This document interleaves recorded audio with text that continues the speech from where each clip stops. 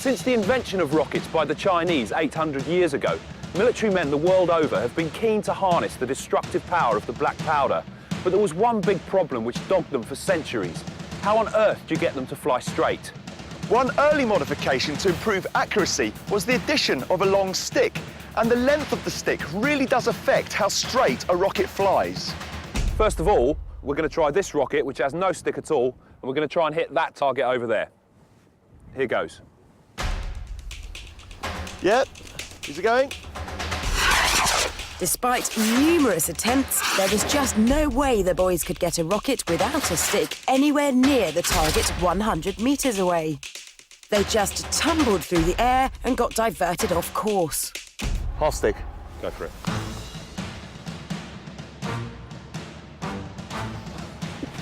Right, we're getting clear of that. All right. It's not so good. Oh, I don't know. I mean, it weaved a bit, but its general direction was spot on. Yeah, not bad.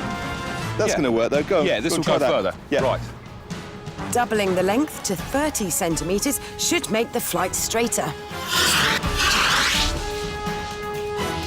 To be honest, the real art of getting a rocket to fly straight and true is making it spin.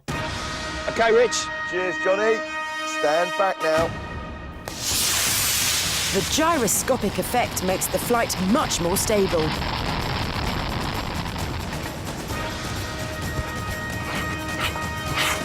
Oh, that's still warm. During the 20th century, the science of rocketry really took off, and military rockets stopped being overgrown fireworks and became weapons of mass destruction. The most famous of all is the V2. Its guidance system wasn't perfect, but the speed it travelled at was astonishing.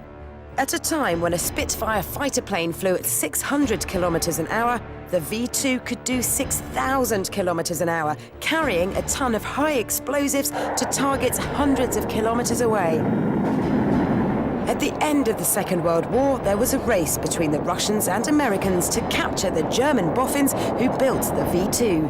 These German scientists eventually made invaluable contributions to the space programs of both nations And helped to develop some of the most extraordinary rockets the world has ever seen.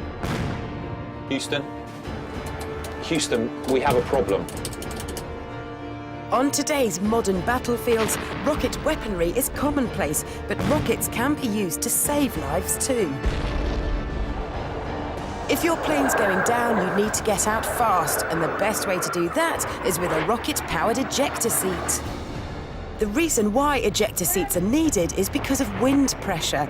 As this 1940s training film shows, even at relatively slow speeds, wind pressure makes it very difficult to jump clear of the aircraft.